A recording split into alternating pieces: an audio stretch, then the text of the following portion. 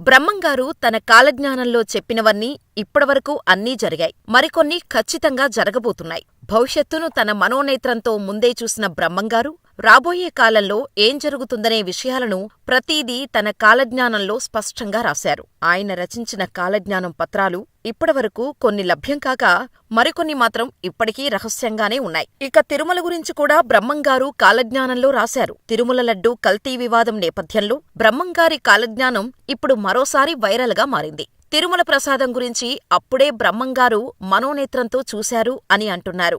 ఇంతకీ తిరుమల ప్రసాదం గురించి కాలజ్ఞానంలో ఏముంది?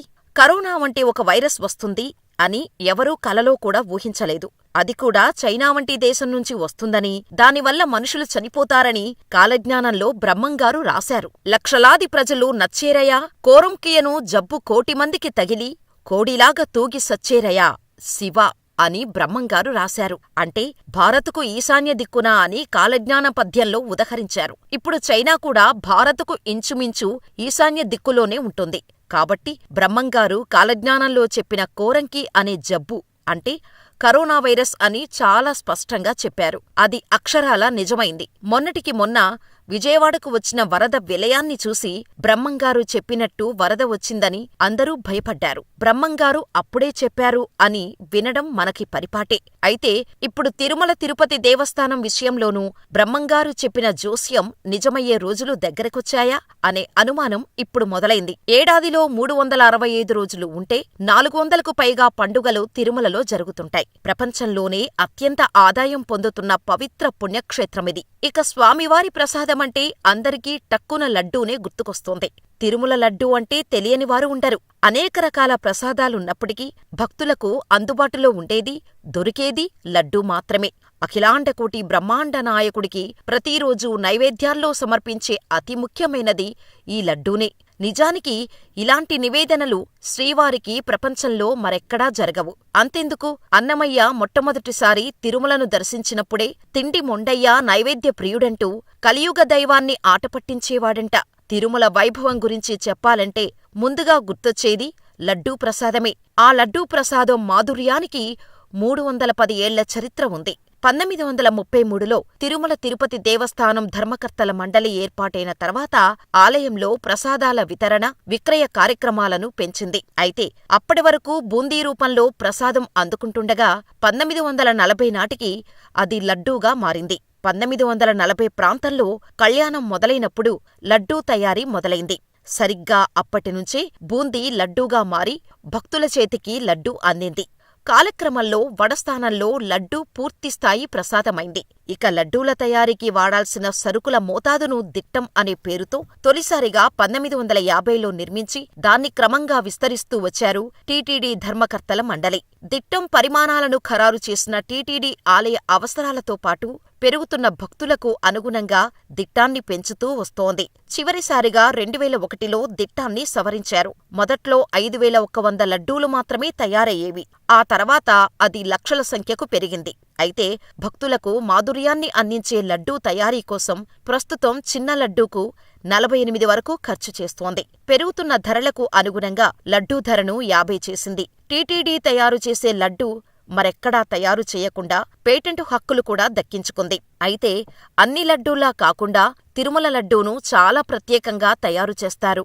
అందుకే దానికి అంత రుచి. తొలుత శనగపిండిని బూందీకి అనువుగా చక్కెరతో కలుపుతారు. ఆ తర్వాత ఈ మిశ్రమాన్ని సలసలా కాగే నెయ్యిలో వేసి బూందీగా తయారు చేస్తారు. కాగుతున్న కడాయి నుంచి బూందీని వేరుచేసి కన్వేయర్ బెల్ట్ ద్వారా మరో పెద్ద గిన్నెలోకి పంపుతారు. అనంతరం జీడిపప్పు, ఎండుద్రాక్ష, కలకండ, యాలకులు, బాదం పప్పు, కుంకుమ పువ్వు కలిపి లడ్డూను తయారు చేస్తారు. అయితే గతంలో ఈ లడ్డూ తయారీ అంతా కట్టెల పొయ్యి మీద చేసేవారు. అయితే తయారీ సామర్థ్యం పెరగటంతో ప్రస్తుతం ఆవిరి పొయ్యిలను వాడుతున్నారు.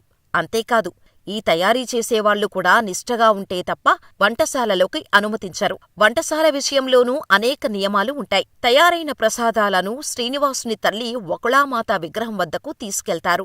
అక్కడ వకుళామాత ముందు ఉంచిన తర్వాత స్వామివారికి నైవేద్యంగా సమర్పించటమనేది తరతరాలుగా ఆనవాయితీగా వస్తోంది. అయితే ఇప్పుడు ఈ లడ్డూలో నాణ్యత లేని నెయ్యి వ్యవహారం వివాదాస్పదమైంది. సాక్షాత్తు సీఎం చంద్రబాబు నాయుడు లడ్డూలో వాడే నెయ్యిలో జంతువుల కొవ్వు ఉందని చెప్పటం మొత్తం దేశవ్యాప్తంగా చర్చగా మారింది.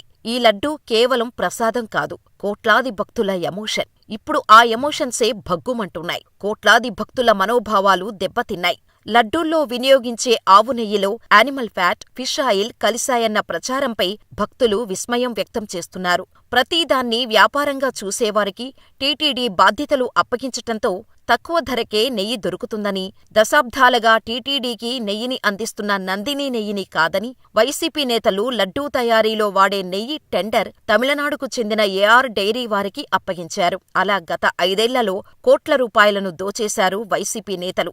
ఇక ప్రభుత్వం మారగానే తిరుమల లడ్డూపై వస్తున్న ఫిర్యాదులపై టీటీడీ స్పందించింది. తమిళనాడుకు చెందిన ఏఆర్ డెయిరీ నుంచి వచ్చిన 10 ఆవు నెయ్యి ట్యాంకర్లలో 4 నాణ్యత తగ్గినట్టు టీటీడీ నిపుణులు గుర్తించారని ఈవో శ్యామలరావు తెలిపారు. జులై 6వ తేదీన వచ్చిన 2 ట్యాంకర్లలో, జులై 12వ తేదీన వచ్చిన మిగిలిన ట్యాంకర్లలో శాంపిల్స్ ను సేకరించి గుజరాత్లోని నేషనల్ డైరీ డెవలప్మెంట్ బోర్డుకు పంపించామని పేర్కొన్నారు. ఆ నెయ్యిని అస్సలు ఉపయోగించలేదని స్పష్టం చేశారు. నాణ్యత సరిగ్గా లేదని భావించిన ఆ 4 ట్యాంకర్లను పక్కన పెట్టామని చెప్పారు. జంతు, వెజిటేబుల్ సంబంధిత ఫ్యాట్ కలిసిందని ఎన్డీడీబీ నుంచి నివేదిక రావటంతో ఆ ట్యాంకర్లను ఏఆర్ డైరీకి పంపించేశామని వెల్లడించారు. అంటే దాదాపు వైసీపీ ప్రభుత్వ హయాంలో ఈ నెయ్యినే లడ్డూకి వాడారు. ఈ చేదు విషయం మనకు ఇప్పుడు తెలిసింది కాని కాలజ్ఞాని బ్రహ్మంగారు కాలజ్ఞానంలో ఎప్పుడో రాశారట. తిరుమలేశడి ప్రసాదం కల్తీ జరుగుతుందని స్పష్టంగా చెప్పారట బ్రహ్మంగారు. గతంలో తిరుమలలో జరిగిన పలు పరిణామాల గురించి బ్రహ్మంగారు కాలజ్ఞానంలో రాశారు. తిరుపతి వెంకన్న గుడి 4 రోజులు పూజలేక మూతబడేను అని బ్రహ్మంగారు తన కాలజ్ఞానంలో చెప్పారు. ఇది 2018లో నిజంగా జరిగింది. 2018లో ఆగస్టు 11 నుంచి ఆగస్టు 16 వరకు 6 రోజుల పాటు శ్రీవారి దర్శనం నిలిపివేయాలని టీటీడీ ధర్మకర్తల మండలి సంచలన నిర్ణయం తీసుకుంది.